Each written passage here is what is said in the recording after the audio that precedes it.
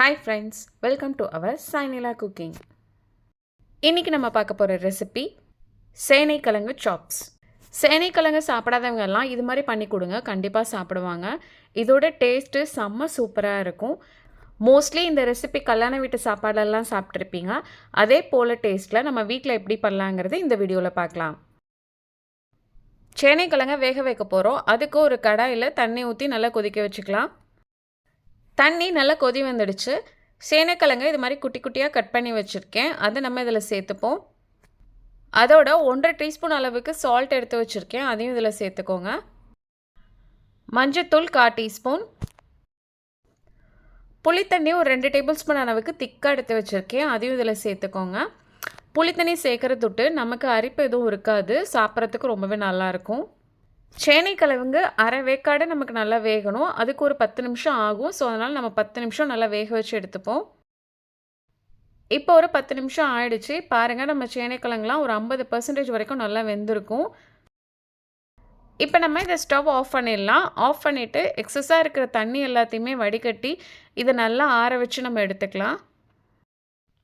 நம்ம வேக வச்சுருக்கோம்ல சேனைக்கிழங்க, அதை இப்போ எண்ணெயில் போட்டு நம்ம பொரித்து எடுக்கணும். அதுக்கு ஒரு கடாய் எடுத்துப்போம். அதில் பொரிக்கிறதுக்கு தேவையான அளவுக்கு எண்ணெய் ஊற்றிக்கோங்க. எண்ணெய் நல்லா சூடாகிட்டு இப்போ நம்ம வேக வச்சுருக்கோம்ல சேனைக்கிழங்க, அதை நம்ம இதில் சேர்த்துக்கலாம். சேர்த்துட்டு இது ஒரு 5 நிமிஷம் வரைக்கும் நல்லா ஃப்ரை பண்ணி எடுத்துக்கோங்க. இப்படி நம்ம ஃப்ரை பண்ணுறதுட்டு சேனைக்கிழங்கு ரொம்பவே சாஃப்டாக ஆகிடும், சாப்பிட்றதுக்கு ரொம்ப நல்லாயிருக்கும். இப்போ சேனைக்கிழங்கு நல்லா கலர் சேஞ்ச் ஆகிடுச்சு. இப்போ நம்ம இதை எடுத்துடலாம்.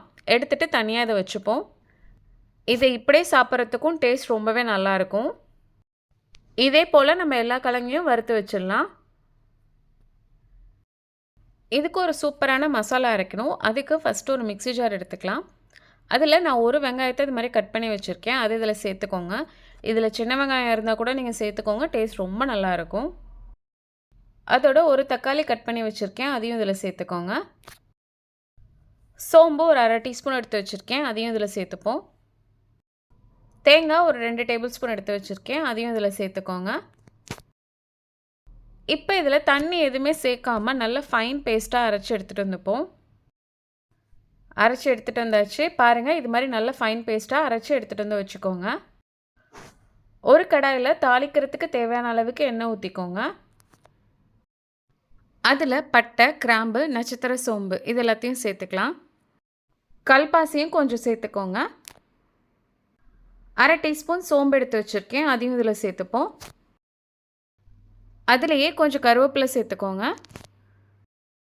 இஞ்சி பூண்டு பேஸ்ட் ஒரு டேபிள் ஸ்பூன் அளவுக்கு எடுத்து வச்சுருக்கேன், அதையும் இதில் சேர்த்துட்டு நல்லா வதக்கிக்கலாம். இஞ்சி பூண்டு பேஸ்ட்டு பச்சை வாசனை போனோன்னே நம்ம அரைச்சி வச்சுருக்க வெங்காய தக்காளி பேஸ்ட்டை இதில் சேர்த்துக்கலாம். வெங்காயம் தக்காளி நம்ம பச்சையாக அரைச்சிருக்கிறதுட்டு பச்சை வாசனை இருக்கும். ஸோ அதனால் அது போகிற வரைக்கும் நம்ம நல்லா வதக்கிக்கலாம். ஒரு 5 நிமிஷம் வரைக்கும் நல்லா வதக்கிப்போம். ஒரு 5 நிமிஷம் நல்லா வதக்கியாச்சு. பாருங்கள், நம்ம கிரேவி நல்லா திக்காயிடுச்சு. அதே மாதிரி வெங்காய தக்காளியோட பச்சை வாசனை கண்டிப்பாக போயிருக்கணும். இதுக்கு தேவையான மசாலா தூள்லாம் சேர்த்துக்கலாம். மஞ்சத்தூள் 1/4 டீஸ்பூன் சேர்த்துக்கோங்க. மிளகாய்த்தூள் ஒரு டீஸ்பூன் எடுத்து வச்சுருக்கேன், அதையும் இதில் சேர்த்துக்கோங்க. மல்லித்தூள் ஒரு டீஸ்பூன். சீரகத்தூள் 1/2 டீஸ்பூன். இதையும் நம்ம நல்லா வதக்கிக்கலாம். இப்போ இதில் கொஞ்சோண்டு தண்ணி ஊற்றிக்கோங்க. தண்ணி ஊற்றி நல்லா கிரேவியை வந்து டைலூட் பண்ணிக்கோங்க. இந்த கிரேவிக்கு தேவையான அளவு உப்பு சேர்த்துக்கோங்க. இப்போ நம்ம ரெடி பண்ணி வச்சுருக்க சேனைக்கிழங்கு இதில் சேர்த்துக்கலாம்.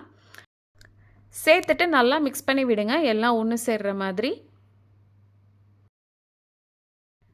சேனைக்கிழங்க நம்ம முன்னாடியே வேக வச்சு எடுத்து வச்சாச்சு, அதனால இது ரொம்ப நேரம் குக் பண்ணணுன்னு அவசியம் இல்லை. ஒரு 5 நிமிஷம் வரைக்கும் வதக்கினா போதும்.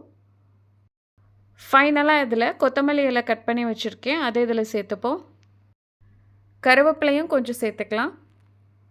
சூப்பரான சேனைக்கிழங்கு சாப்ஸ் ரெடி ஆயிடுச்சு. அவ்வளோதான் ஃப்ரெண்ட்ஸ், நம்மளோட சூப்பரான சேனைக்கிழங்கு சாப்ஸ் ரெடி ஆயிடுச்சு. இது நீங்கள் ரசம் இல்லை சாம்பார் கூட சாப்பிட்டிங்கன்னா அவ்வளோ சூப்பராக இருக்கும். சேனைக்கிழங்க அவாய்ட் பண்ணுறவங்களுக்கு இது மாதிரி பண்ணி கொடுங்க, கண்டிப்பாக சாப்பிடுவாங்க. கிழங்கு அப்படியே ரொம்ப சாஃப்டாக பிரெட்டு மாதிரி இருக்கும். கண்டிப்பாக இதை நீங்களும் ட்ரை பண்ணி பார்த்துட்டு எப்படி வந்ததுங்கிறது கமெண்டில் சொல்லுங்கள். இந்த வீடியோ உங்களுக்கு பிடிச்சிருந்ததுன்னா சப்ஸ்கிரைப் பண்ணுங்கள், லைக் பண்ணுங்கள், ஷேர் பண்ணுங்கள். தேங்க்ஸ் ஃபார் யுவர் வாட்சிங்.